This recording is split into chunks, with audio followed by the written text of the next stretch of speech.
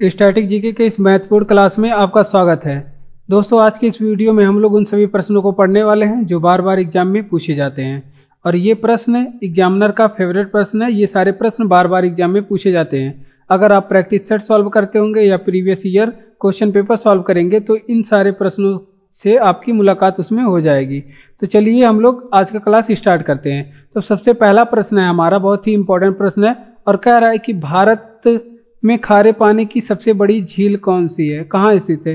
तो भारत की खारे पानी की जो सबसे बड़ी झील है वो कहाँ स्थित है। तो देखिए, जो भारत में खारे पानी की सबसे बड़ी झील है वो कहाँ स्थित है, वो उड़ीसा में स्थित है। वो उड़ीसा में स्थित है।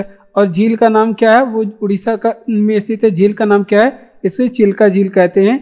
ये उड़ीसा में स्थित है। और अन्य झीलों को हम लोग देखते हैं जो भारत में स्थित है। आपसे पूछे कि भारत में मीठे पानी की जो सबसे बड़ी झील है वो कौन सी है। भारत की जो मीठे पानी की सबसे बड़ी झील है वो कौन सी है, तो वूलर झील है जो मीठे पानी की सबसे बड़ी झील है, वूलर झील। और वूलर झील किस राज्य में है, ये जम्मू कश्मीर राज्य में है। जम्मू एंड कश्मीर राज्य में है। ये भी आप लोग याद रखेंगे। अब आपसे पूछे कि झीलों की नगरी किसे कहते हैं। अब आपसे पूछे एग्जाम में कि झीलों की नगरी किसे कहते हैं, तो झीलों की नगरी किसे कहते हैं, झीलों की नगरी किसे कहते हैं, तो झीलों की नगरी आपको उदयपुर को कहते हैं। ठीक, झीलों की नगरी किसे कहते हैं, उदयपुर को कहते हैं। उदयपुर कहाँ पे, राजस्थान में, इसे झीलों की नगरी कहते हैं। अब आपसे पूछे कि सांभर झील कहाँ पे स्थित है। सांभर झील कहाँ पे स्थित है, तो सांभर झील भी कहाँ पे स्थित है, ये भी आपके राजस्थान में स्थित है। और सांभर झील की बात करें तो ये किसके लिए प्रसिद्ध है, यहाँ पे नमक बनाया जाता है। सांभर झील से नमक बनाया जाता है। तो इतनी चीज़ें आप लोग ध्यान रखेंगे। जनसंख्या की दृष्टि से भारत का जो सबसे छोटा राज्य है वो कौन सा है, तो जनसंख्या की दृष्टि से जो भारत का सबसे छोटा राज्य है वो गोवा है। और जनसंख्या की दृष्टि से जो भारत का सबसे छोटा राज्य है वो सिक्किम है। ठीक, जनसंख्या की दृष्टि से भारत का जो सबसे छोटा राज्य है सिक्किम है। आपसे पूछिए कि क्षेत्रफल में सबसे छोटा राज्य कौन सा है, क्षेत्रफल में छोटा राज्य कौन सा है, तो गोवा है क्षेत्रफल में सबसे छोटा राज्य। आपसे पूछे कि सबसे छोटा किस राज्य की तटीय सीमा है, तटीय सीमा किस राज्य की सबसे छोटी है। ठीक, सबसे छोटी तटीय सीमा किस राज्य की है, तो वो भी आपके गोवा की सबसे छोटी तटीय सीमा है। ये भी आप लोग ध्यान रखेंगे। ठीक, इतनी चीज़ें आप लोग ध्यान रखेंगे। आपसे पूछे कि सबसे छोटा यूनियन टेरेटरी कौन सी है, सबसे छोटा यूनियन टेरेटरी कौन सा है, तो लक्षद्वीप है। सबसे छोटा यूनियन टेरेटरी कौन सा है, लक्षद्वीप है। भारत का लक्षद्वीप जो सबसे छोटा यूनियन टेरेटरी है। ठीक, ये एग्जाम में कई बार पूछा जाता है। सबसे छोटा देश पूछे, यहाँ पे सबसे छोटा देश पूछे विश्व का, तो वेटिकन सिटी है सबसे छोटा देश। वेटिकन सिटी है विश्व का सबसे छोटा देश। आपसे पूछे कि सबसे छोटा महाद्वीप कौन सा है, सबसे छोटा जो है महाद्वीप कौन सा है, तो आप लोग बताएंगे कौन सा महाद्वीप, ऑस्ट्रेलिया महाद्वीप है। विश्व का सबसे छोटा महाद्वीप ऑस्ट्रेलिया महाद्वीप है। तो इतनी चीजें आप लोग याद रखेंगे। और दक्षिण भारत की सबसे लंबी नदी कौन सी है, तो दक्षिण भारत की जो सबसे लंबी नदी है वो गोदावरी नदी है। दक्षिण भारत की जो सबसे छोटी जो सबसे लंबी नदी है वो कौन सी नदी है, वो आपकी गोदावरी नदी है। ठीक, गोदावरी नदी याद रखेंगे।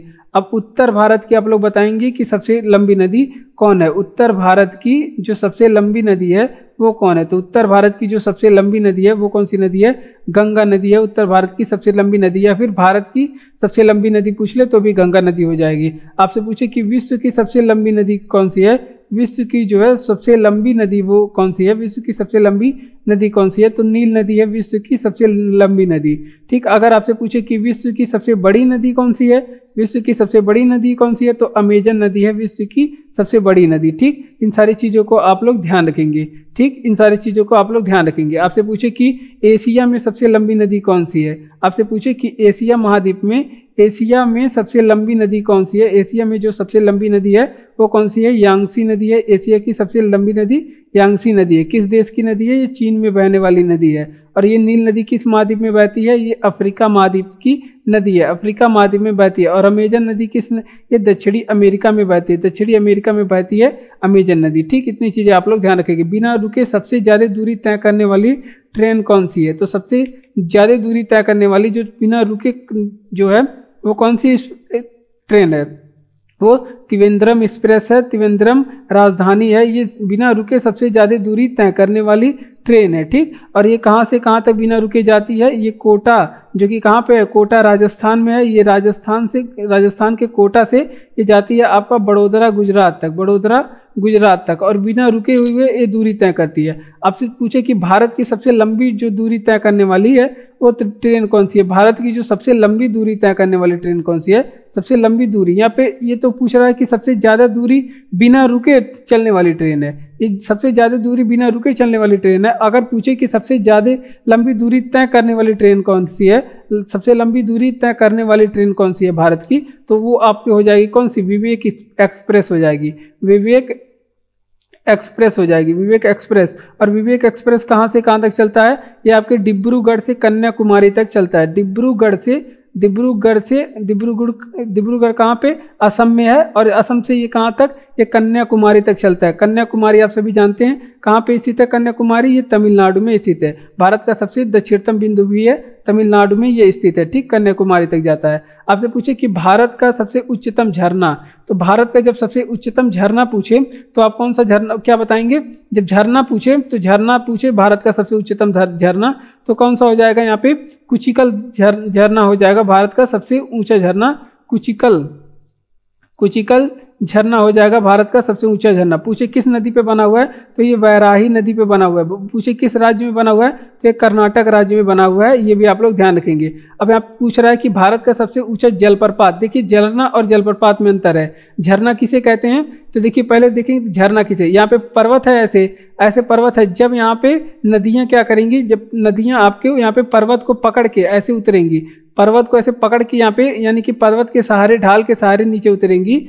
तो वो क्या होता है, झरना होता है, तब झरना होता है, ठीक, तब यहाँ पे झरना का निर्माण होता है। जब यहाँ पे ऐसे पर्वत का आकृति है ऐसे और नदियां इस तरह से गिर रही हैं, इस तरह से नीचे सीधे गिर रही हैं डायरेक्ट, यहाँ पे ढाल की सहायता से नहीं, यहाँ पे दूर होके गिर रही हैं, तो उसे क्या कहते हैं, इसे जलप्रपात कहते हैं, इसे क्या कहते हैं, जलप्रपात कहते हैं। यानी कि दूर से जब गिरेगा तो जलप्रपात होगा और ढाल के सहारे जब गिरेगा तो उसे झरना बोलेंगे, ठीक। तो भारत का जो सबसे उच्चतम झरना है वो कुचिकल झरना है, आप लोग गूगल करेंगे तो आपको कुचिकल झरना ही मिलेगा, और ये वैराही नदी पे बना हुआ है, कर्नाटक में बना हुआ है। भारत का सबसे ऊंचा जलप्रपात पूछे तो आप सभी लोग जानते हैं कि भारत का सबसे ऊंचा जलप्रपात कौन सा है, जोग जलप्रपात, एंड इसे क्या सब कहते हैं, गरसोप्पा जलप्रपात भी, गरसोप्पा जलप्रपात कहते हैं। किस नदी पे बना हुआ है, नदी पूछे किस नदी पे, तो ये आपके शरावती नदी पे बना हुआ है। शरावती नदी किस नदी, कहाँ की नदी है, ये कर्नाटक में बना हुआ है, कर्नाटक में शरावती नदी पे बना हुआ है, ठीक। तो इतनी चीजें आप लोग ध्यान रखेंगे। और इसका नया नाम क्या हो गया है, इसको महात्मा गांधी जलप्रपात भी इसका नया नाम हो गया,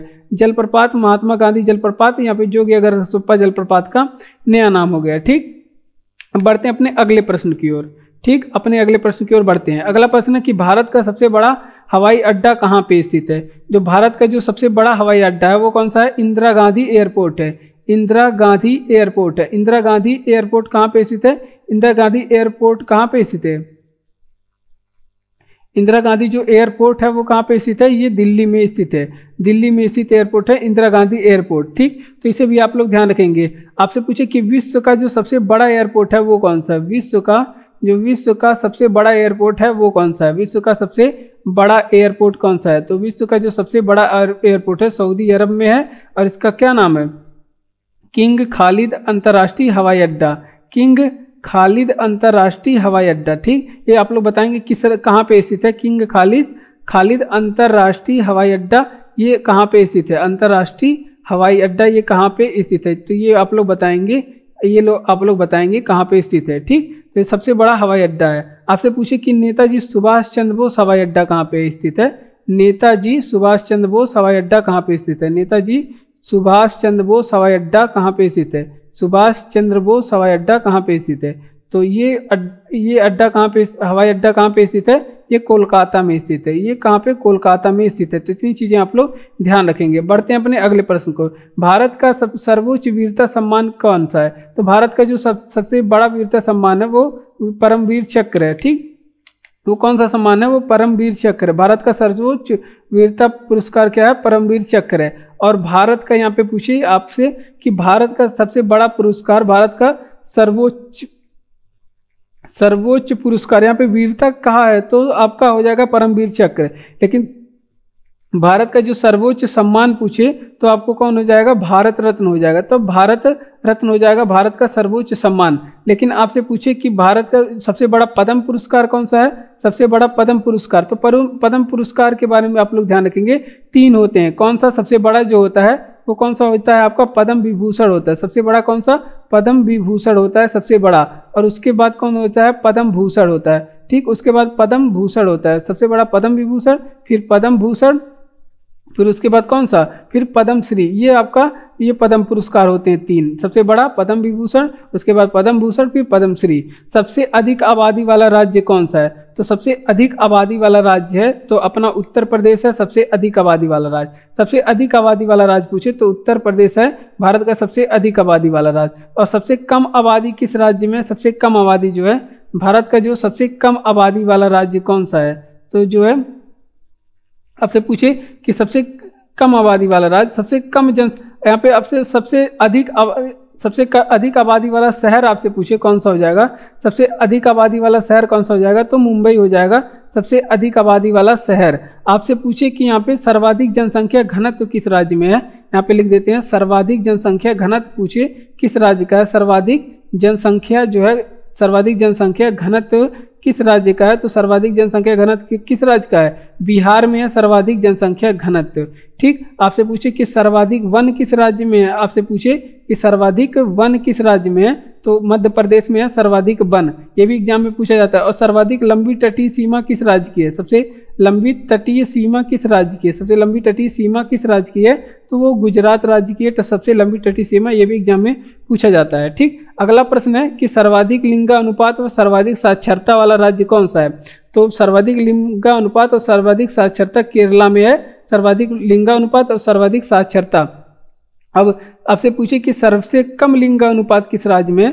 सबसे कम लिंगानुपात वाला जो है राज्य कौन सा है? तो सबसे कम लिंगानुपात किस राज्य में? हरियाणा में है सबसे कम लिंगानुपात। और सबसे कम साक्षरता वाला राज्य कौन सा है? सबसे कम साक्षरता किस राज्य में है? बिहार में है सबसे कम साक्षरता वाला। ठीक, सबसे कम साक्षरता कहाँ पे है? बिहार में है। ठीक, ये भी आप लोग ध्यान रखेंगे। और आपसे पूछे कि सर्वाधिक जन घनत्व कहाँ पे है? सर्वाधिक जन घनत्व अभी हमने बताया कि सर्वाधिक जन घनत्व कहाँ पे है? बिहार में। सर्वाधिक जन घनत्व कहाँ पे है? ये बिहार में है। आपसे पूछे कि कम जन घनत्व कहाँ पे है? तो अरुणाचल प्रदेश में। सबसे कम जन घनत्व कहाँ पे है? अरुणाचल प्रदेश में। ठीक, बात करें 56वां ज्ञानपीठ पुरस्कार किसे दिया गया था? तो 56वां ज्ञानपीठ पुरस्कार जो है नीलमणि फुकन को दिया गया था। नीलमणि, ये एग्जाम में पूछा जाता है, नीलमणि ये बहुत ही इंपॉर्टेंट है। नीलमणि फुकन को दिया गया था 56वां ज्ञानपीठ पुरस्कार। आपसे पूछे कि 57 नंबर का जो ज्ञानपीठ पुरस्कार है वो किसे दिया गया था? ये दामोदर मौर्य को दिया गया था।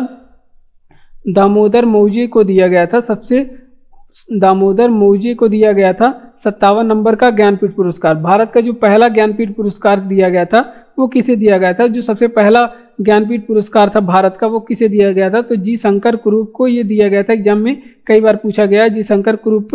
अब ज्ञानपीठ पुरस्कार पाने वाली पहली महिला कौन सी थी? ज्ञानपीठ पुरस्कार पाने वाली पहली महिला कौन थी? तो आशा पूर्णा देवी थी। ज्ञानपीठ पुरस्कार पाने वाली पहली महिला आशा पूर्णा देवी थी। तो ये भी आप लोग ध्यान रखेंगे। ठीक, और कथकली किस राज्य का शास्त्रीय नृत्य है? तो कथकली को आप लोग ध्यान रखेंगे केरल का शास्त्रीय नृत्य है। और मोहिनी अट्टम कहाँ का है? ये भी केरल का है। मोहिनी अट्टम आपसे पूछे कहाँ का है? तो ये भी केरल का है। अट्टम, मोहिनी अट्टम केरल का है। आपसे पूछे कि तमिल भरतनाट्यम कहाँ का स्थित है? तो भरतनाट्यम कहाँ का है? भरतनाट्यम कहाँ का है? ये तमिलनाडु का है। भरतनाट्यम कहाँ का है? तमिलनाडु का है। तो ये भी आप लोग ध्यान रखेंगे। आपसे पूछे कि कुचिपुड़ी कहाँ का है? यहाँ पे कुचिपुड़ी शास्त्रीय नृत्य कहाँ पे स्थित है? कुचिपुड़ी शास्त्रीय नृत्य कहाँ का है? ये आंध्र प्रदेश का शास्त्रीय नृत्य है कुचिपुड़ी। तो इतनी चीजें आप लोग ध्यान रखेंगे। अब बढ़ते हैं हम लोग अगले प्रश्न की ओर। अगला प्रश्न है ऑक्टेन नंबर में किसकी गुणवत्ता की माप की जाती है? तो ऑक्टेन नंबर में है जो किसकी गुणवत्ता की माप की जाती है? इसमें पेट्रोल की गुणवत्ता की माप की जाती है। ऑक्टेन नंबर में किसकी गुणवत्ता की माप की जाती है? पेट्रोल की गुणवत्ता की माप की जाती है ऑक्टेन नंबर में। और आपसे पूछे कि यहाँ पे काला सोना किसे कहते हैं? आपसे पूछे कि काला सोना किसे कहते हैं? तो काला सोना किसे कहते हैं? पेट्रोलियम को कहते हैं। पेट्रोलियम को कहते हैं काला सोना। ठीक, पेट्रोलियम को कहते हैं काला सोना। और विश्व का सबसे बड़ा पेट्रोलियम उत्पादक देश कौन सा है? विश्व का सबसे बड़ा पेट्रोलियम जो है, पेट्रोलियम का उत्पादन करने वाला जो देश है, वो कौन सा है? तो विश्व का सबसे बड़ा पेट्रोलियम उत्पादक देश है कौन सा? सऊदी अरब है। ठीक, सऊदी अरब है विश्व का सबसे ज्यादा पेट्रोलियम का उत्पादन करता है। ठीक, अब एलपीजी गैस में तीक्ष्ण गंध आने का कारण कैसा है? तो एलपीजी गैस में तीक्ष्ण गंध इसलिए आता है क्योंकि उसमें क्या मिलाया जाता है, मर्केप्टोन मिलाया जाता है। और ये मर्केप्टोन की क्यों मिलाया जाता है, मर्केप्टोन इसलिए मिलाया जाता है क्योंकि ये लीकेज होने पे तेजी से गंध आए, जिससे आपको पता चले कि घर में गैस का लीकेज हो गया है और आप क्या करें, उसका बंदोबस्त तुरंत कर दें, यानी कि आग वगैरह लगने से तब बचेगा। इस वजह से यहाँ पे मर्केप्टोन इसमें मिलाया जाता है। ठीक, अब आपसे पूछे कि यहाँ पे एलपीजी किन गैसों का मिश्रण होता है, ये भी एग्जाम में पूछा है कि एलपीजी किन गैसों का जो है मिश्रण होता है।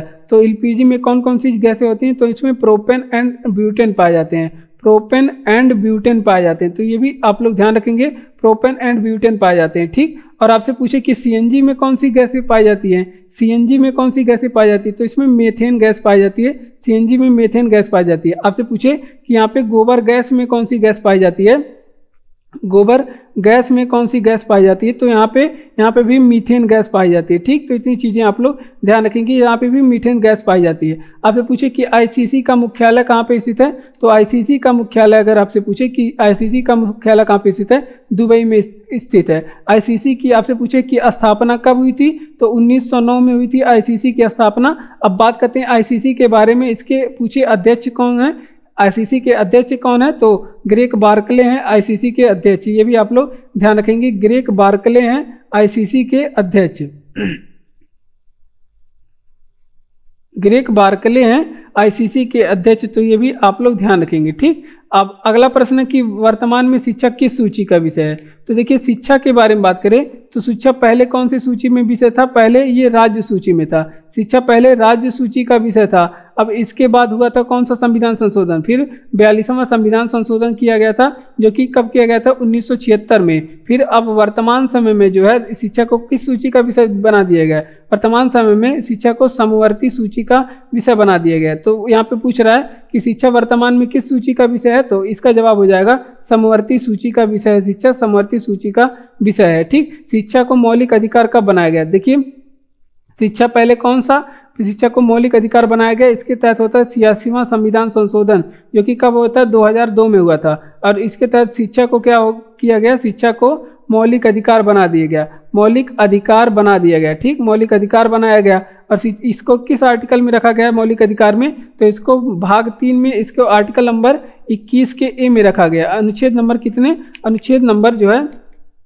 21 के ए में इसे रखा गया, 21 के ए में रखा गया। और इसी के द्वारा 42वें यानी कि 86वें संविधान संशोधन के द्वारा ही, 86वें संविधान संशोधन के द्वारा ही यहाँ पे मौलिक कर्तव्य को एक जोड़ा गया, मौलिक कर्तव्य को जोड़ा गया कि यहाँ पे 6 से 14 वर्ष के बच्चों को शिक्षा देना अनिवार्य है। ठीक, माता पिता को शिक्षा देना अनिवार्य है। तो ये कौन सा मौलिक कर्तव्य जुड़ा था, 11वें नंबर का मौलिक कर्तव्य जोड़ा गया था। कुसुम योजना किससे संबंधित है, तो कुसुम योजना जो है वो किससे संबंधित है, वो सोलर ऊर्जा से संबंधित है। कुसुम योजना जो है किससे संबंधित है, ये सोलर पंप से संबंधित है। ठीक, तो ये भी आप लोग ध्यान रखेंगे। अब आप लोग बताएंगे कि अंतरराष्ट्रीय जो सौर गठबंधन है, अंतरराष्ट्रीय जो सौर गठबंधन है, इसका हेडक्वार्टर कहाँ है, सौर गठबंधन है इसका हेडक्वार्टर कहाँ पे है। ठीक, अंतरराष्ट्रीय जो सौर गठबंधन है इसका हेडक्वार्टर कहाँ पे है, तो इसका हेडक्वार्टर कहाँ पे, गुरुग्राम हरियाणा में है। ये भी आप लोग याद रखेंगे, गुरुग्राम हरियाणा में इसका हेडक्वार्टर है। ठीक, तो ये भी आप लोग याद रखेंगे। अब पीएम उज्ज्वला योजना की शुरुआत कब हुई, ये आप लोग बता दीजिए। पीएम उज्ज्वला योजना का शुरुआत कब हुआ था, तो पीएम उज्ज्वला योजना का शुरुआत जो है 1 मई, ये भी 1 मई 2016 को यहाँ पे गांव में गैस कनेक्शन बांटे जा रहे थे। पीएम उज्ज्वला योजना के तहत 1 मई 2016 को स्टार्ट हुई थी। तो ये सारी चीजें आप लोग ध्यान रखेंगे। अब यहाँ पे अगला प्रश्न है कि कर्क रेखा, भूमध्य रेखा और मकर रेखा किस महाद्वीप से गुजरता है, तो अफ्रीका महाद्वीप से तीनों रेखाएं गुजरती हैं। कर्क रेखा, मकर रेखा, ये तीनों अफ्रीका महाद्वीप से गुजरती है। और कर्क रेखा कहाँ से गुजरती है, ये एक चीज और याद रखेंगे, भारत के बीचों बीच से भी कर्क रेखा गुजरती है। और मकर रेखा की बात करें, ये किस महाद्वीप से गुजरती है, ये ऑस्ट्रेलिया महाद्वीप के बीचों बीच से गुजरती है। ये ऑस्ट्रेलिया महाद्वीप के कहाँ से, बीचों बीच से होकर गुजरती है। तो ये भी आप लोग ध्यान रखेंगे। ठीक, और भूमध्य रेखा ये 0 डिग्री अक्षांश रेखा भी इसे कहते हैं, 0 डिग्री अक्षांश रेखा भूमध्य रेखा को कहते हैं। और साथ में साथ इसे क्या कहते हैं, इसे विषुवत रेखा भी कहते हैं, विषुवत रेखा भी भूमध्य रेखा को कहते हैं। तो ये भी आप लोग ध्यान रखेंगे। ठीक, अब आपसे बात करें मकर रेखा पे सूर्य कब चमकता है, तो 21 जून को मकर रेखा पे सूर्य लंबवत चमकता है, और सॉरी कर्क रेखा पे 21 जून को सूर्य लंबवत चमकता है। और मकर रेखा पे पूछे सूर्य कब लंबवत चमकता है, तो मकर रेखा पे जो है सूर्य कब लंबवत चमकता है, ये आपका मकर रेखा पे 22 दिसंबर के दिन ये लंबवत चमकता है। ठीक, अब आपसे पूछे कि भूमध्य रेखा पे सूर्य कब लंबवत चमकता है, तो ये 21 मार्च यानी कि आज के दिन लंबवत चमकता है। और फिर एक आप लोग याद रखेंगे 23 सितंबर के दिन ये लंबवत चमकता है। तो 2 डेट याद रखेंगे, 21 मार्च और 23 सितंबर के दिन 2 बार सूर्य किस रेखा पे होती है, भूमध्य रेखा पे होती है। तो ये भी आप लोग ध्यान रखेंगे। नील नदी का वरदान किसे कहते हैं, नील नदी का वरदान किस देश को कहते हैं, तो नील नदी का वरदान मिस्र को कहते हैं, मिस्र को कहते हैं नील नदी का वरदान।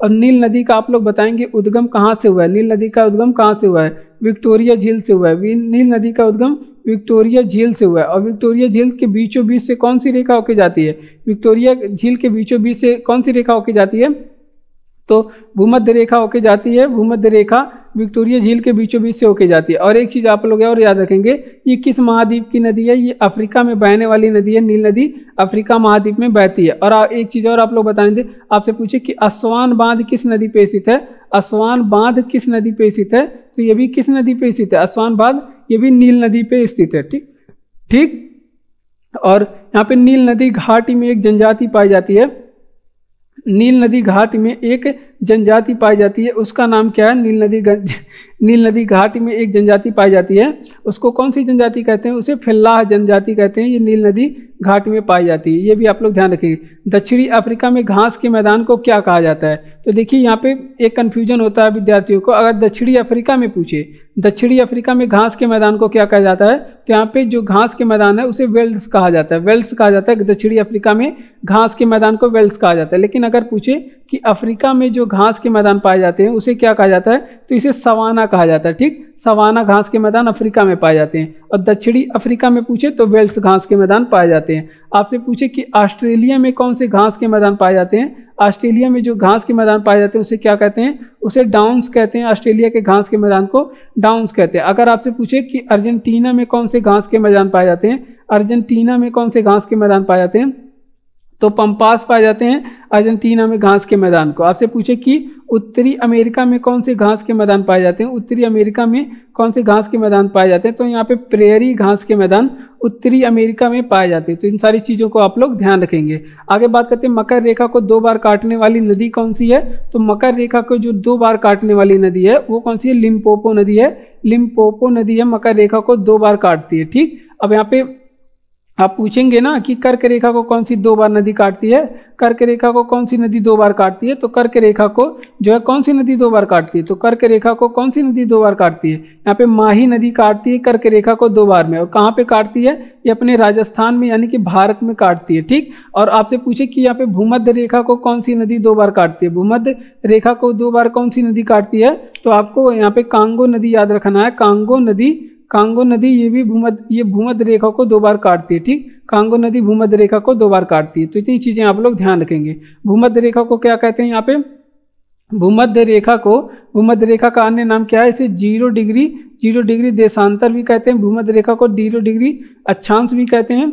भूमध्य रेखा को क्या कहते हैं, 0 डिग्री अक्षांश रेखा भी कहते हैं। और यहाँ पे इसे विषुवत रेखा भी कहते हैं, भूमध्य रेखा को विषुवत रेखा भी कहते हैं। तो ये भी आप लोग ध्यान रखेंगे। संतोष ट्रॉफी का संबंध किससे है, फुटबॉल से है संतोष ट्रॉफी का संबंध। और आपसे पूछे यहाँ पे रणजी ट्रॉफी का संबंध किससे है, रणजी ट्रॉफी का संबंध किससे है, तो रणजी ट्रॉफी का संबंध किससे है, क्रिकेट से है। रणजी ट्रॉफी का संबंध क्रिकेट से है। आपसे पूछे कि यहाँ पे देवधर ट्रॉफी का संबंध किससे है, देवधर ट्रॉफी का संबंध किससे है, तो देवधर ट्रॉफी किसमें दिया जाता है, ये भी क्रिकेट में दिया जाने वाला ट्रॉफी है। आपसे पूछे कि संतोष ट्रॉफी का हाल ही में विजेता कौन बना है, संतोष ट्रॉफी का जो है हाल ही में विजेता कौन सा राज्य बना है, तो संतोष ट्रॉफी का विजेता कौन सा राज्य बना है, यहाँ पे कर्नाटक, यहाँ पे इस बार कर्नाटक जीता है, हाल ही में विजेता करंट का क्वेश्चन है।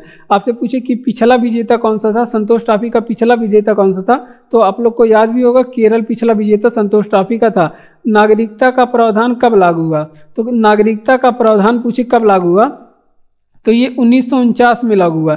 लेकिन अगर पूछे कि नागरिकता संबंधित एक्ट कब आया, नागरिकता का एक्ट कब आया, नागरिकता संबंधित जो है एक्ट कब आया, तो ये 1955 में आया था। नागरिकता संबंधित जो है एक्ट कब आया था, वो 1955 में आया था। और नागरिकता किस भाग में दिया गया है? भारतीय संविधान में नागरिकता किस भाग में दिया गया है? तो भाग 2 में दिया गया है नागरिकता। और इसका अनुच्छेद कहाँ से कहाँ तक है? अनुच्छेद की बात करें तो अनुच्छेद यहाँ पे 5 से 11 तक नागरिकता के बारे में प्रावधान है। अब आपसे पूछेगा कि एकल नागरिकता भारतीय संविधान में कहाँ से लिया गया है? भारतीय संविधान में एकल नागरिकता कहाँ से लिया गया है? तो ये ब्रिटेन से लिया गया है एकल नागरिकता। ये भी आप लोग ध्यान रखेंगे। अब बढ़ते हैं अपने अगले प्रश्न की ओर।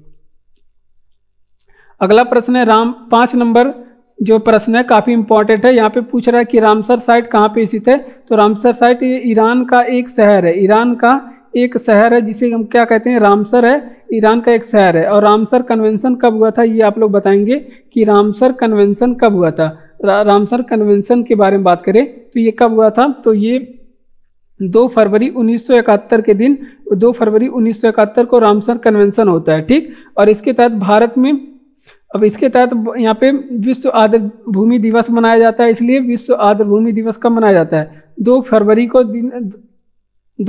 के दिन विश्व आर्द्र भूमि दिवस मनाया जाता है, ठीक। विश्व आर्द्र भूमि दिवस मनाया जाता है। कब मनाया जाता है? 2 फरवरी के दिन ये भी मनाया जाता है, ठीक। और आपसे पूछेगा यहाँ पे कि भारत में कितने रामसर साइट हैं? भारत में कितने रामसर साइट हैं? यहाँ पे आर्द्र भूमि होता है उनके संरक्षण के लिए रामसर कन्वेंशन किया गया था। और यहाँ पे 2 फरवरी के दिन वहाँ पे जागरूकता फैलाने के लिए आर्द्र भूमि से संबंधित यहाँ पे दिवस मनाया जाता है, ठीक। और यहाँ पे भारत में रामसर साइट की संख्या पूछे, भारत में रामसर साइट की संख्या पूछे कितनी है? तो भारत में कितनी रामसर साइट है? टोटल 75 राम साइट है। आपसे पूछे कि सर्वाधिक किस राज्य में है रामसर साइट? सर्वाधिक किस राज्य में है रामसर साइट? तो आपसे पूछे कि पहले ये तमिलनाडु, सबसे पहले ये रिकॉर्ड उत्तर प्रदेश के नाम था। वर्तमान समय में सर्वाधिक रामसर साइट ये आपके तमिलनाडु में, ठीक। भारत में विश्व विरासत स्थल कितने हैं? तो भारत में कुल 40 विश्व विरासत स्थल हैं, ठीक। भारत में कुल 40 विश्व विरासत स्थल है, जिसमें 32 क्या है? सांस्कृतिक विरासत स्थल है। 32 जो है सांस्कृतिक विरासत स्थल है। और 7 कैसा है? 7 प्राकृतिक विरासत स्थल है। 7 प्राकृतिक विरासत स्थल है। और जिसमें से एक क्या है? मिक्स विरासत स्थल है, यानी कि मिश्रित विरासत स्थल है। मिक्स धरोहर यहाँ पे विश्व विरासत स्थल है। और आपसे पूछे कि भारत में अमूर्त धरोहर कितना है? भारत में अमूर्त धरोहर कितना है जिसे हम लोग छू नहीं सकते? तो अमूर्त धरोहर की संख्या 14 है। और सबसे नवीनतम जो है अमूर्त धरोहर कौन सा है? वो पश्चिम बंगाल का दुर्गा पूजा है। पश्चिम बंगाल का दुर्गा पूजा सबसे नवीनतम जो है अमूर्त धरोहर है।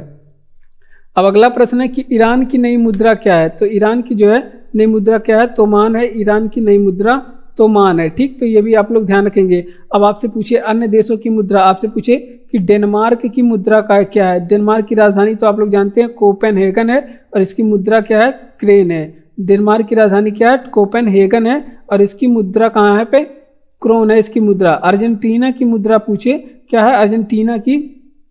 अर्जेंटीना की मुद्रा क्या है? तो पीसो है अर्जेंटीना की मुद्रा। आपसे पूछे कि रूस की मुद्रा क्या है? तो रूस की मुद्रा आप लोग याद रखेंगे रूबल है रूस की मुद्रा। तो यहाँ पे मुद्रा से संबंधित भी हमारे एग्जाम में प्रश्न पूछे जाते हैं, इस वजह से हम लोग इसे याद रखेंगे। ईरान की राजधानी क्या है? तो ईरान की जो राजधानी क्या है? तेहरान है ईरान की राजधानी, ठीक। आपसे पूछे कि चीन की राजधानी क्या है? चीन की राजधानी क्या है? तो बीजिंग है चीन की राजधानी। कहाँ पे? बीजिंग है चीन की राजधानी। आपसे पूछे कि जापान की राजधानी कहाँ पे है? तो जापान की राजधानी क्या है? टोक्यो है जापान की राजधानी। आपसे पूछे कि यहाँ पे ताइवान की राजधानी कहाँ पे है? ताइवान की राजधानी क्या है? ताइपे है ताइवान की राजधानी, ठीक। ताइपे है ताइवान की राजधानी। और नेपाल की राजधानी क्या है? नेपाल की राजधानी कहाँ पे है? ये काठमांडू में है। नेपाल की राजधानी काठमांडू में है, ठीक। अगला प्रश्न है कि ग्वादर बंदरगाह किस देश में? इंपॉर्टेंट प्रश्न है कि ग्वादर बंदरगाह किस देश में है? तो ये पाकिस्तान में स्थित है। ग्वादर बंदरगाह कहाँ पे स्थित है? ये पाकिस्तान में स्थित है बंदरगाह। आपसे पूछे कि खैबर दर्रा कहाँ पे स्थित है? खैबर दर्रा कहाँ पे स्थित है? तो ये भी कहाँ पे स्थित है? ये भी पाकिस्तान में स्थित है, ठीक। आपसे पूछे कि यहाँ पे सेंटोस बंदरगाह कहाँ पे है? सेंटोस बंदरगाह कहाँ पे है? सेंटोस बंदरगाह जिसे क्या कहते हैं? सेंटोस बंदरगाह को यहाँ पे काफी बंदरगाह भी कहते हैं। काफी बंदरगाह भी कहते हैं। यहाँ पे काफी का आयात निर्यात किया जाता है। काफी बंदरगाह भी इसे कहते हैं। बंदरगाह भी कहते हैं, क्यों? अब यहाँ पे कहाँ पे स्थित है? ये ब्राजील में स्थित बंदरगाह है। सेंटोस बंदरगाह ब्राजील में स्थित बंदरगाह है, ठीक। ये भी आप लोग ध्यान रखेंगे। और भारत में कुल कितने बंदरगाह हैं? भारत में कुल कितने बंदरगाह हैं? भारत में कुल कितने बंदरगाह हैं? सबसे बड़े बड़े बंदरगाह की बात करें, प्रमुख बंदरगाहों की संख्या 13 है। अब सबसे पुराना बंदरगाह कौन सा है? भारत का सबसे नवीनतम बंदरगाह आप लोग बताएंगे। भारत का जो है सबसे नवीनतम बंदरगाह आपसे पूछे कि कौन सा है, तो भारत का जब सबसे नवीनतम बंदरगाह पूछे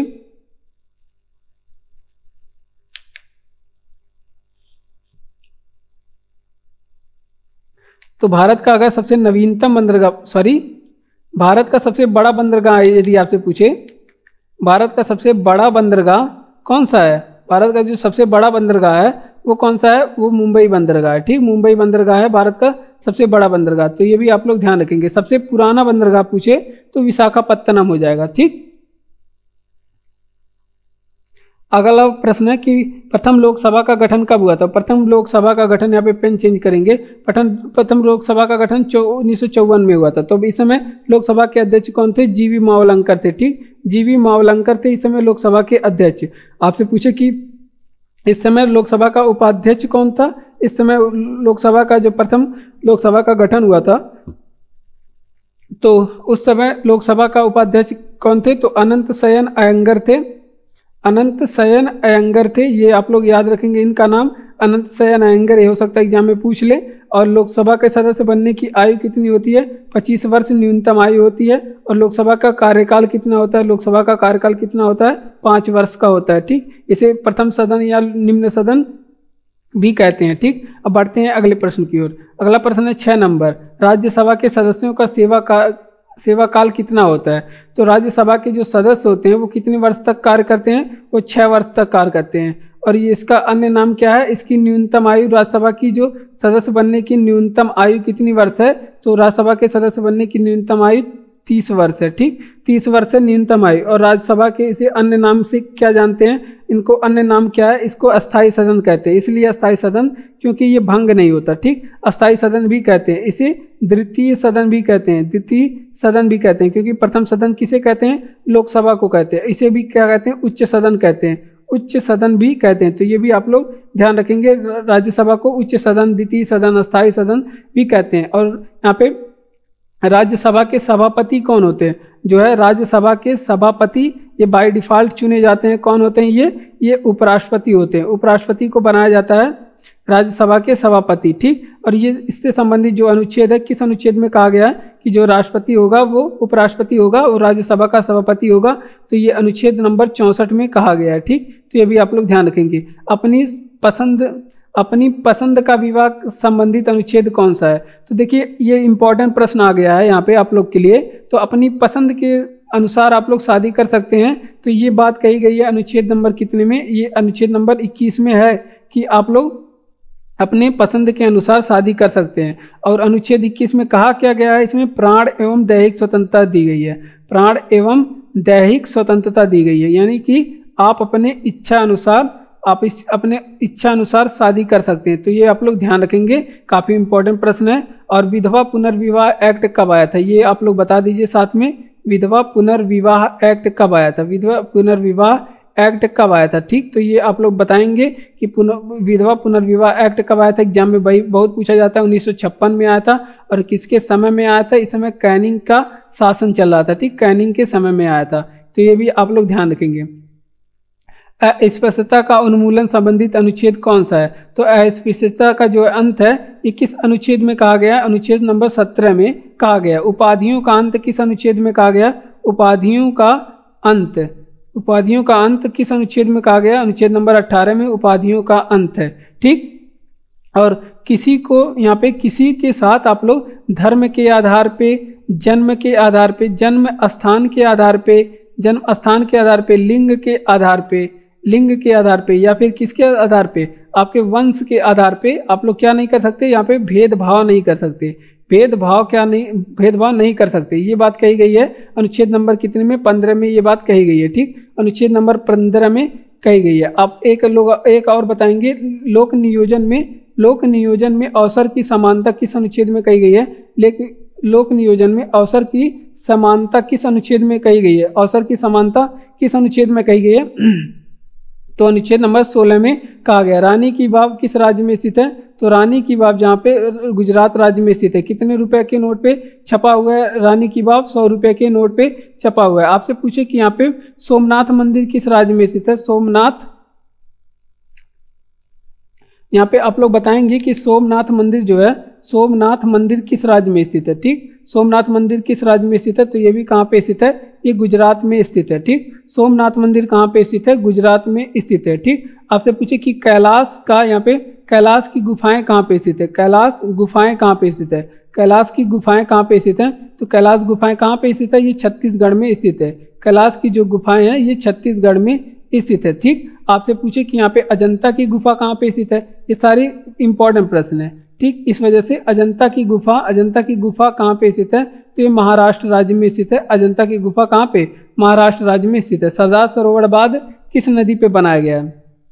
तो सरदार सरोवर बांध किस नदी पे बना हुआ है? ये नर्मदा नदी पे बना हुआ है। सरदार सरोवर बांध नर्मदा नदी पे बना हुआ है। कहाँ पे, किस राज्य में बना हुआ है? गुजरात राज्य में बना हुआ है। आपसे पूछे कि भाखड़ा नांगल बांध किस राज्य में बना हुआ है? भाखड़ा नांगल बांध किस नदी पे बनाया गया है?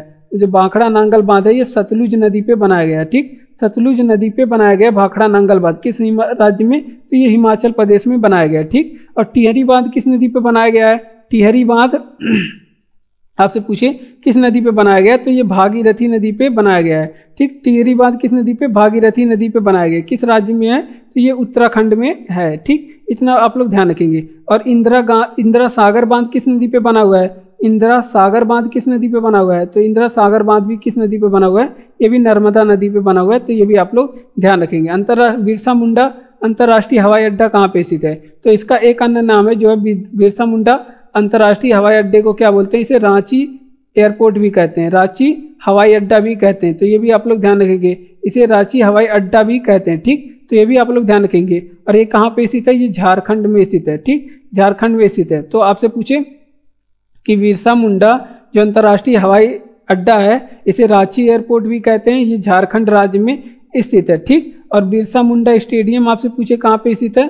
बिरसा मुंडा जो है, बिरसा मुंडा स्टेडियम कहाँ पे स्थित है?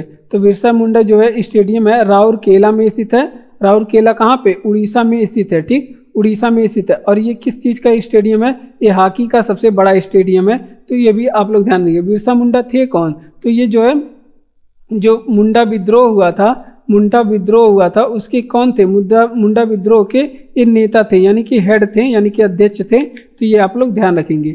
अगला प्रश्न है 7 नंबर,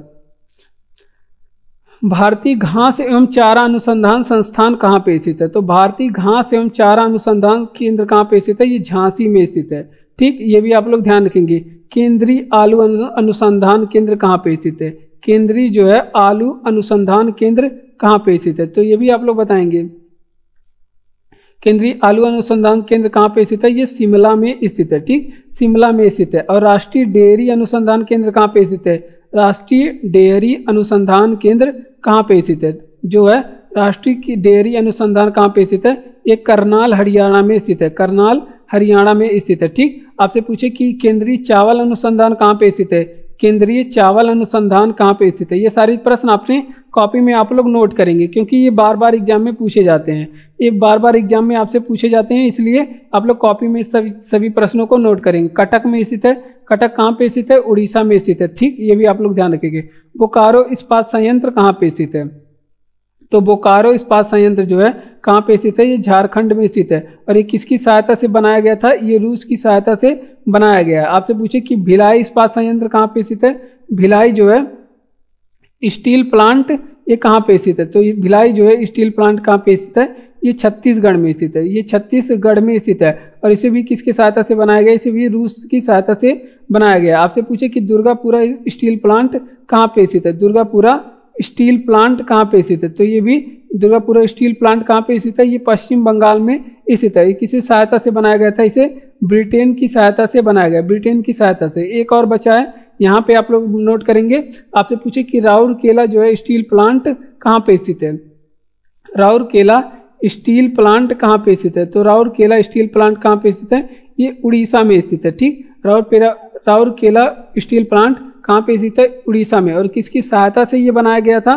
किसकी सहायता से बनाया गया था? ये जर्मनी की सहायता से बनाया गया था। तो ये भी आप लोग ध्यान रखेंगे। भारतीय इस्पात प्राधिकरण लिमिटेड की स्थापना कब हुई थी? तो भारतीय जो है इस्पात प्राधिकरण लिमिटेड की स्थापना 1974 में हुई थी। कहाँ पे स्थित है ये? दिल्ली में स्थित है। इसे क्या कहते हैं? सेल भी कहते हैं। ठीक। भारत में सर्वाधिक वर्षा किस मानसून से होती है? तो भारत में जो सर्वाधिक वर्षा होती है वो कहाँ पे होती है? पश्चिमी घाट पे होती है। पश्चिमी घाट पे होती है। या फिर आपसे ऑप्शन में आपको मालाबार तट भी मिल जाएगा। आपको कौन सा तट मिल जाएगा? मालाबार तट भी मिल जाएगा। ठीक। मालाबार तट पे सर्वाधिक वर्षा होती है। और यहाँ पे कौन सी मानसून होती है? यहाँ पे दक्षिण पश्चिम मानसून होती है। ठीक। दक्षिण पश्चिम मानसून से यहाँ पे दक्षिण पश्चिम मानसून से सर्वाधिक वर्षा होती है। अब आपसे पूछे कि भारत में ठंडी में किस मानसून से वर्षा होती है? ठंडी में किस मानसून से वर्षा होती है? तो यहाँ पे ठंडी में जो वर्षा होती है वो पश्चिमी विक्षोभ से होती है। ठंडी में जो वर्षा होती है वो कौन सी विक्षोभ से? पश्चिमी विक्षोभ से होती है। तो ये भी आप लोग ध्यान रखेंगे, ठंडी में वर्षा पश्चिमी विक्षोभ से होती है। आपसे पूछे कि भारत में सर्वाधिक वर्षा कहाँ पे होती है? भारत में जो है सर्वाधिक वर्षा कहाँ पे होती है? तो भारत में जो सर्वाधिक वर्षा होती है वो मासीन राम में होती है। मासीन राम में होती है। ठीक। या फिर आपसे पूछे कि विश्व में सर्वाधिक वर्षा कहाँ पे होती है? मासीन राम में स्थित है। कहाँ पे? मेघालय में इससे होती है। ठीक। और सबसे कम वर्षा कहाँ पे होती है? भारत में सबसे कम वर्षा कहाँ पे होती है? तो लेह में होती है भारत में सबसे कम वर्षा। ठीक। तो इतनी चीजें आप लोग ध्यान रखेंगे। क्षेत्रफल की दृष्टि से सबसे बड़ा राज्य कौन सा है? तो क्षेत्रफल की दृष्टि से भारत का जो सबसे बड़ा राज्य है वो कौन सा है? राजस्थान राज्य है। ठीक। भारत का सबसे बड़ा राज्य राजस्थान है। क्षेत्रफल की दृष्टि से भारत का सबसे बड़ा राज्य कौन सा है? तो क्षेत्रफल की दृष्टि से भारत का जो सबसे बड़ा राज्य है राजस्थान है। और जनसंख्या की दृष्टि से जो भारत का सबसे बड़ा राज्य कौन सा है? जनसंख्या की दृष्टि से जो भारत का सबसे बड़ा राज्य है वो कौन सा है? तो उत्तर प्रदेश है। जनसंख्या की दृष्टि से सबसे बड़ा राज्य भारत का उत्तर प्रदेश है। ठीक। आपसे पूछे कि यहाँ पे सबसे छोटा राज्य कौन सा है? भारत का जनसंख्या की क्षेत्रफल की दृष्टि से सबसे छोटा राज्य कौन सा है? तो आप लोग याद रखेंगे गोवा है क्षेत्रफल की दृष्टि से सबसे छोटा राज्य। और सबसे बड़ी तट सीमा वाला राज्य कौन सा है? सबसे बड़ी तट सीमा वाला राज्य कौन सा है? तो ये आप लोग ध्यान रखेंगे, गुजरात के पास है सबसे बड़ी तट सीमा। कई बार एग्जाम में पूछा गया है। बकिंघम नहर कहाँ स्थित है? तो बकिंघम नहर कहाँ पे स्थित है? ये यहाँ पे कोरोमंडल तट पे स्थित है। कोरोमंडल तट पे स्थित है। इसकी लंबाई कितनी है? 420 किलोमीटर की लंबाई है। और ये कहाँ से कहाँ तक जाता है? तो यहाँ पे कोरोमंडल तट है। इसका पानी कैसा है? तो इसका पानी कैसा है? ये खारे पानी की जो है यहाँ पे नहर है, खारे पानी की नहर है। और बात करते हैं बकिंघम नहर की, इसकी विशेषता है भारत की सबसे बड़ी नौकागम्य झील है। ये आप लोग नोट करेंगे, भारत की ये सबसे बड़ी नौकागम्य झील है। यानी कि नौका, यहाँ पे लिख लेते हैं पहले, नौकागम्य झील है। नौकागम्य का मतलब क्या है? इसमें आप नाव चला सकते हैं। भारत की जो सबसे बड़ी नौकागम्य झील है, कौन सी झील है? बकिंघम नहर। कहाँ पे स्थित है? कोरोमंडल तट पे, यानी कि यहाँ पे पूर्वी साइड में स्थित है, जहाँ तमिलनाडु आंध्र प्रदेश साइड में स्थित है। 420 किलोमीटर की लंबाई है, खारे पानी की झील है। और ये भारत की सबसे बड़ी नौकागम्य झील है। इसे आप लोग कॉपी में नोट करेंगे क्योंकि ये इंपॉर्टेंट है। 8वां नंबर प्रश्न है कि बंगाल की खाड़ी, अरब सागर तथा हिंद महासागर कहाँ मिलते हैं? तो तीनों कहाँ मिलते हैं? ये कन्याकुमारी में मिलते हैं। कन्याकुमारी के पास मिलते हैं। कन्याकुमारी किस राज्य में है? ये तमिलनाडु में स्थित है। ठीक। कन्याकुमारी तमिलनाडु में स्थित है। और आगे बात करते हैं यहाँ पे कि बंगाल की खाड़ी, यहाँ पे अपना कौन सा द्वीप स्थित है बंगाल की खाड़ी में? यहाँ पे अंडमान निकोबार द्वीप है। ठीक। अंडमान निकोबार द्वीप है। कहाँ पे? अंडमान एंड निकोबार द्वीप कहाँ पे स्थित है? अंडमान निकोबार द्वीप ये बंगाल की खाड़ी में स्थित है। अरब सागर की बात करें, यहाँ पे लक्षद्वीप स्थित है। लक्षद्वीप अपना यूनियन टेरिटरी है, भारत का सबसे छोटा यूनियन टेरिटरी है लक्षद्वीप। ये कहाँ पे स्थित है? ये अरब सागर में स्थित है। और हिंद महासागर की बात करें, ये भारत की दक्षिण में स्थित है हिंद महासागर। और अरब सागर की बात करें तो ये भारत के पश्चिम साइड में स्थित है, भारत के पश्चिम साइड में स्थित है अरब सागर। और बंगाल की खाड़ी भारत के पूर्व में स्थित है बंगाल की खाड़ी। और हिंद महासागर भारत के दक्षिण में स्थित है। तो ये सारी चीजें आप लोग ध्यान रखेंगे। पाक जल संधि किन दो देशों के बीच में स्थित है? आपसे पूछे पाक जल संधि या फिर मन्नार की खाड़ी पूछे, मन्नार की खाड़ी ये किस दो देशों के बीच में है? ये भारत और श्रीलंका के बीच में। भारत एंड किस देश के बीच में? श्रीलंका के बीच में। भारत एंड श्रीलंका के बीच में स्थित है। तो ये आप लोग ध्यान रखेंगे। ठीक।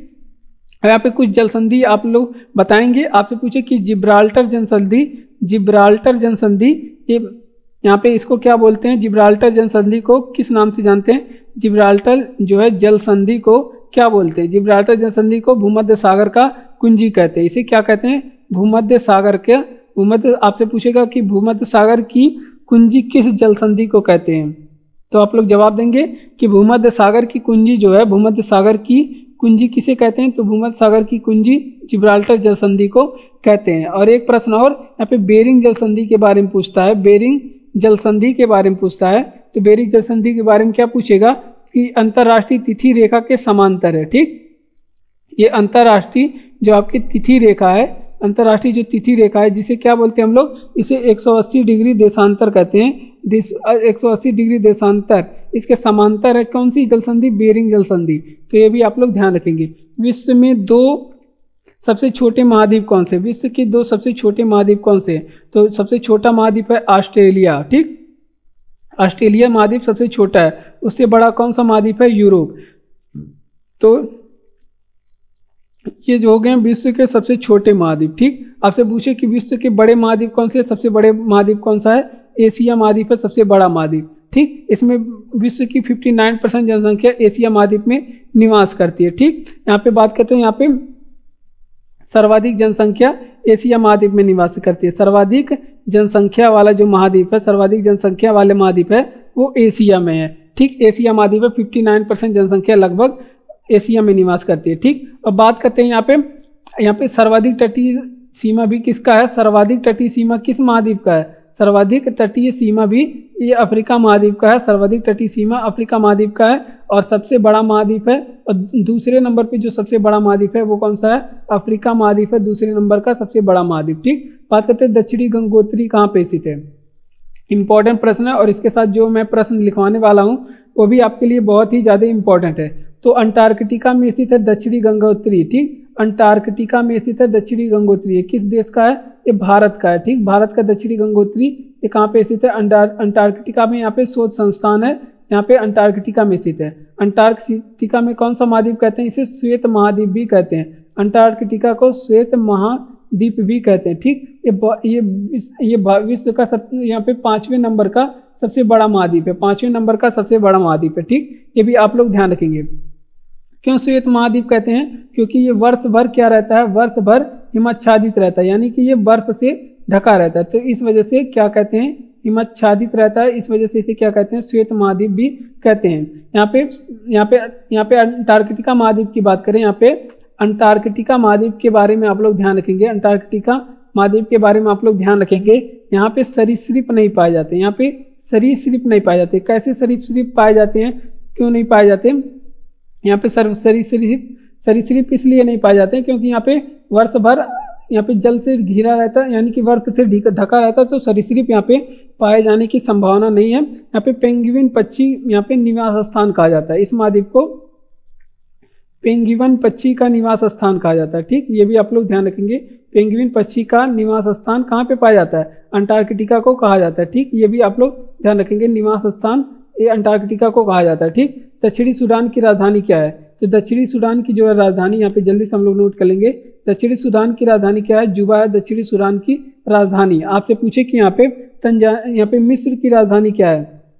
मिस्र की राजधानी काहिरा है। ठीक, मिस्र की राजधानी काहिरा है। आपसे पूछे कि तंजानिया की राजधानी कहाँ पे है? तंजानिया की राजधानी कहाँ पे है? डोडोमा है तंजानिया की राजधानी। आपसे पूछे कि इथियोपिया की राजधानी क्या है?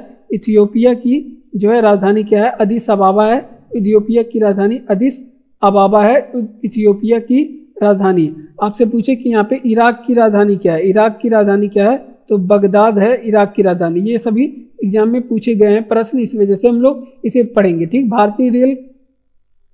भारतीय रेल बिजली कंपनी लिमिटेड कहाँ पे स्थित है? तो ये बिहार के औरंगाबाद में स्थित है। कहाँ पे?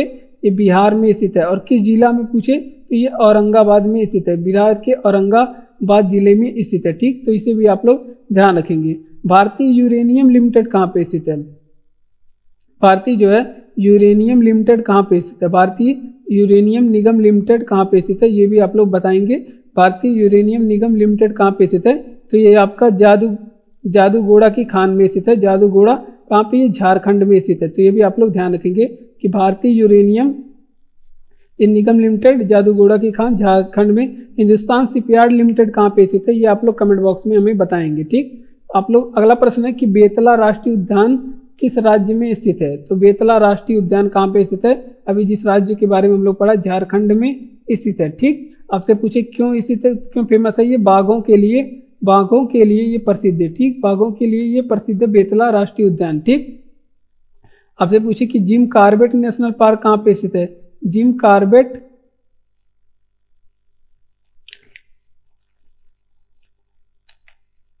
आपसे पूछे कि जिम कॉर्बेट नेशनल पार्क कहाँ पे स्थित है। जिम कॉर्बेट नेशनल पार्क कहाँ पे स्थित है, ये उत्तराखंड में स्थित है। जिम कॉर्बेट नेशनल पार्क कहाँ पे स्थित है, उत्तराखंड में स्थित है। इसका पुराना नाम क्या था, इसे हेली नेशनल पार्क भी कहते हैं, हेली नेशनल पार्क भी कहते हैं। वर्तमान समय में इसका नाम बदलकर इसका नया नाम क्या हो गया है, इसे रामगंगा नेशनल पार्क इसका नया नाम हो गया है, रामगंगा नेशनल पार्क हो गया है। ये विश्व भारत का सबसे पुराना नेशनल पार्क है। जिम कॉर्बेट नेशनल पार्क है, ये भारत का सबसे पुराना नेशनल पार्क है, ये भी आप लोग ध्यान रखेंगे, भारत का सबसे पुराना नेशनल पार्क है, ये आप लोग ध्यान रखेंगे। आपसे पूछे कि हेमिस राष्ट्रीय उद्यान कहाँ पे स्थित है।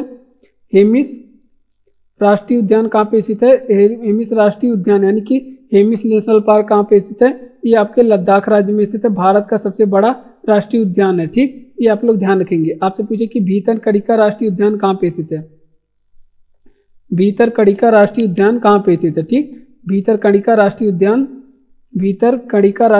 कहाँ पे स्थित है, तो भीतरकनिका राष्ट्रीय उद्यान कहाँ पे स्थित है, ये उड़ीसा में स्थित है। ठीक है, ये भी आप लोग ध्यान रखेंगे। ठीक, और अगला प्रश्न है कि बुमला दर्रा कहाँ पे स्थित है। बुमला दर्रा की बारे में बात करें, कहाँ पे स्थित है, ये अरुणाचल प्रदेश में स्थित है, तो इसे आप लोग ध्यान रखेंगे, अरुणाचल प्रदेश में स्थित है। बुमला दर्रा कहाँ पे स्थित है, अरुणाचल प्रदेश में। आपसे यहाँ पे और दर्रों के बारे में बात करें, आपसे पूछे माना दर्रा कहाँ पे स्थित है, नीति दर्रा कहाँ पे स्थित है, या फिर लिपुलेख दर्रा पूछे आपसे कहाँ पे स्थित है। माना, नीति, लिपुलेख दर्रा कहाँ पे स्थित है, ये उत्तराखंड के प्रमुख दर्रे हैं, उत्तराखंड में स्थित दर्रे हैं, और ये एग्जाम में कई बार पूछे जाते हैं। ठीक, कई बार पूछे गए हैं। रोहतांग दर्रा आपसे पूछे, रोहतांग दर्रा कहाँ पे स्थित है, रोहतांग दर्रा कहाँ पे, ये हिमाचल प्रदेश में रोहतांग दर्रा स्थित है। ठीक, अब आप लोग बताएंगे कि पिपली घाट दर्रा कहाँ पे स्थित है, क्योंकि ये एग्जाम पे इम्पोर्टेंट है। पिपली घाट दर्रा कहाँ पे स्थित है, तो ये अरावली में स्थित है, पिपली घाट दर्रा अरावली में स्थित है, तो इसे भी आप लोग ध्यान रखेंगे। इकाना इंटरनेशनल क्रिकेट स्टेडियम कहाँ पे स्थित है, जो इकाना इंटरनेशनल क्रिकेट स्टेडियम है वो कहाँ पे स्थित है, लखनऊ में स्थित है। ठीक, लखनऊ में स्थित ये क्रिकेट स्टेडियम है। ठीक, तो इसे आप लोग ध्यान रखेंगे। ईडन गार्डन क्रिकेट स्टेडियम कहाँ पे स्थित है, ईडन गार्डन जो है, ईडन गार्डन क्रिकेट स्टेडियम कहाँ पे स्थित है, ईडन गार्डन क्रिकेट स्टेडियम आपसे पूछे कहाँ पे स्थित है, तो ईडन गार्डन क्रिकेट स्टेडियम कहाँ पे स्थित है, ये आपके कहाँ पे स्थित है, ये आपके कोलकाता में स्थित है। ठीक, कोलकाता में स्थित है। ठीक, आपसे पूछे चिन्ना स्वामी क्रिकेट स्टेडियम कहाँ पे स्थित है, तो ये बेंगलुरु में स्थित है। लखनऊ किस नदी के किनारे बसा हुआ है, तो लखनऊ गोमती नदी के किनारे बसा हुआ है, लखनऊ गोमती नदी के किनारे बसा हुआ है, तो ये आप लोग ध्यान रखेंगे। ठीक, आपसे पूछे कि उज्जैन किस नदी के किनारे बसा हुआ है, उज्जैन किस नदी के किनारे बसा हुआ है, तो ये क्षिप्रा नदी के किनारे बसा हुआ है, उज्जैन क्षिप्रा नदी के किनारे बसा हुआ है। आपसे पूछे कि यहाँ पे कोलकाता किस नदी के किनारे बसा हुआ है, कोलकाता किस नदी के किनारे बसा हुआ है, तो ये हुगली नदी के किनारे बसा हुआ है, कोलकाता हुगली नदी के किनारे बसा हुआ है। आपसे पूछे यहाँ पे मोहनजोदड़ो किस नदी के किनारे बसा हुआ था, मोहनजोदड़ो किस नदी के किनारे बसा हुआ था, तो ये सिंधु नदी के किनारे बसा हुआ था मोहनजोदड़ो। आपसे पूछे कि हड़प्पा की सभ्यता किस नदी के किनारे बसा हुआ था, हड़प्पा सभ्यता किस नदी के किनारे बसा हुआ था, तो ये रावी नदी के किनारे बसा हुआ था, रावी नदी के किनारे हड़प्पा सभ्यता बसा हुआ। भारत का पेरिस किस शहर को कहा जाता है, तो भारत के पेरिस की उपमा किसे दी जाती है, तो जयपुर को दी जाती है, भारत की पेरिस की उपमा जयपुर को दी जाती है, तो ये आप लोग ध्यान रखेंगे। आगे बात करते हैं यहाँ पे हवा महल कहाँ पे स्थित है, हवा महल कहाँ पे स्थित है, तो ये भी आपके कहाँ पे स्थित है, ये जयपुर में स्थित है हवा महल। ठीक, ये आप लोग बताएंगे। और भारत का सबसे बड़ा सिनेमा हॉल कहाँ पे स्थित है, भारत का जो है सबसे बड़ा सिनेमा घर कहाँ पे स्थित है, सिनेमा घर कहाँ पे स्थित है, तो ये भी आपके जयपुर में स्थित है। और उसका नाम क्या है, जयपुर में स्थित है, इसका नाम क्या है, राज मंदिर स्थित है। ठीक, राज मंदिर इसका नाम है। ठीक, और राष्ट्रीय आयुर्वेद संस्थान कहाँ पे स्थित है, तो ये भी आपके जयपुर में स्थित है, राष्ट्रीय आयुर्वेद संस्थान कहाँ पे स्थित है? राष्ट्रीय आयुर्वेद संस्थान ये भी जयपुर में स्थित है। ठीक, राष्ट्रीय आयुर्वेद संस्थान कहाँ पे स्थित है? जयपुर में स्थित है। और गोल्डन गेट पुस्तक के लेखक कौन है? तो गोल्डन गेट के जो पुस्तक के लेखक हैं वो कौन है? विक्रम सेठ है। ठीक, विक्रम सेठ हैं। गोल्डन गेट पुस्तक के लेखक विक्रम सेठ है। और अगला प्रश्न है आपसे, आप पूछे कि एक ए सुटेबल बॉय किसकी पुस्तक है? ए सुटेबल बॉय किसकी पुस्तक है? तो ए सुटेबल बॉय भी किसकी पुस्तक है? ये भी विक्रम सेठ की पुस्तक है। ठीक, विक्रम सेठ की पुस्तक है। आपसे पूछे कि यहाँ पे एक प्रसिद्ध पुस्तक है the God of small thing, ये किसकी पुस्तक है? यहाँ पे लिख देते हैं the God of small thing.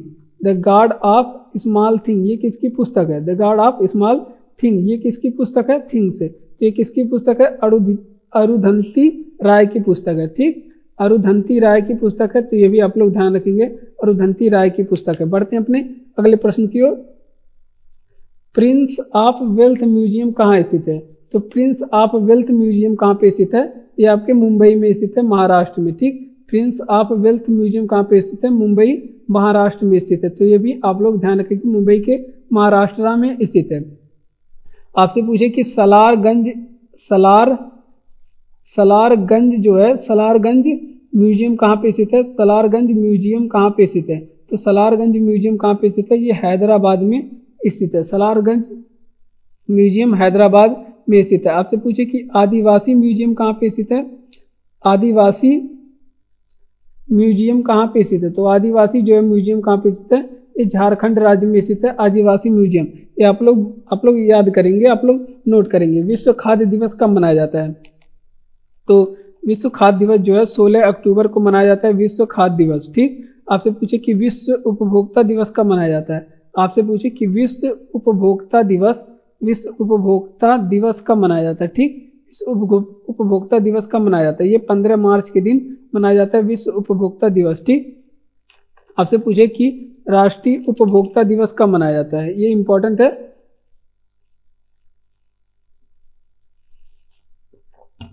राष्ट्रीय उपभोक्ता दिवस कब मनाया जाता है? तो ये 24 दिसंबर के दिन मनाया जाता है। तो इतनी चीजें आप लोग ध्यान रखेंगे। भागलपुर किस नदी के तट पे स्थित है? तो भागलपुर है जो कि कहाँ पे स्थित है? ये बिहार में स्थित है। और किस नदी के तट पे स्थित है? पूछे किस नदी के तट पे स्थित है? तो ये गंगा नदी के तट पे स्थित है। ठीक, गंगा नदी के तट पे स्थित है। भागलपुर गंगा नदी के तट पे स्थित है। आपसे पूछे कि जो विजयनगर साम्राज्य की राजधानी थी, जो विजयनगर थी, ये किस नदी के किनारे स्थित है? तो ये तुंगभद्रा नदी के किनारे स्थित है। तुंगभद्रा नदी के किनारे स्थित है। विजयनगर साम्राज्य की स्थापना कौन किया था? हरिहर और बुक्का नामक 2 भाइयों ने किया था। ये एग्जाम में कई बार पूछा जाता है।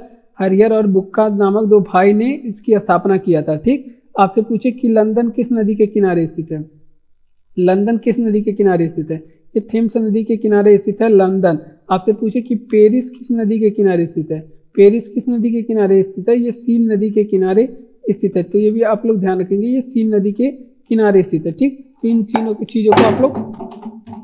चीजों को आप लोग ध्यान रखेंगे। लाल क्रांति किससे संबंधित है?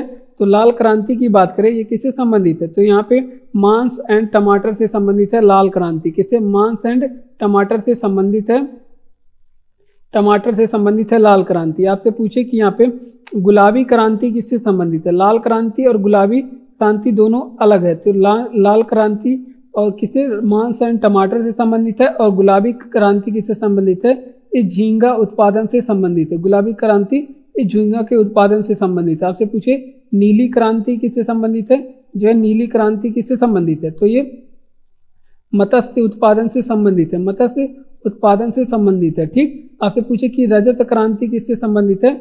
रजत क्रांति किससे संबंधित है? तो रजत क्रांति ये अंडा के उत्पादन से संबंधित है, अंडा उत्पादन से संबंधित है। ठीक, आपसे पूछे कि मोबाइल फोन का आविष्कार किसने किया था? ठीक, मोबाइल फोन का आविष्कार किसने किया था? मार्टिन कूपर ने किया था। ठीक, मार्टिन कूपर ने किया था मोबाइल फोन का आविष्कार, मार्टिन कूपर ने किया था। आपसे पूछे कि रेल इंजन का आविष्कार किसने किया था? रेल इंजन का आविष्कार किसने किया था? तो जॉर्ज स्टीफेंसन ने किया था, जॉर्ज स्टीफेंसन ने किया था रेल इंजन का आविष्कार। जॉर्ज स्टीफेंसन ने रेल इंजन का आविष्कार किया था। ठीक, आपसे यहाँ पे पूछे कि लेजर प्रिंटर का आविष्कार किसने किया था। लेजर प्रिंटर का आविष्कार किसने किया था, ठीक। जो है लेजर प्रिंटर का आविष्कार गैरी स्टार्क वेदर ने किया था, ठीक। गैरी स्टार्क वेदर ने किया था, तो ये भी आप लोग ध्यान रखेंगे, ठीक। आगे बात करते हैं। यहाँ पे आपसे पूछे कि बैंकों का राष्ट्रीयकरण के समय भारत के प्रधानमंत्री कौन थी, तो इंदिरा गांधी थी। जब बैंकों का राष्ट्रीयकरण हुआ था, इंदिरा गांधी। सबसे पहले 14 बैंकों का राष्ट्रीयकरण किया गया था। 14 बैंकों का राष्ट्रीयकरण किया गया था। कब किया गया था? 1969 में 14 बैंकों का राष्ट्रीयकरण किया गया था।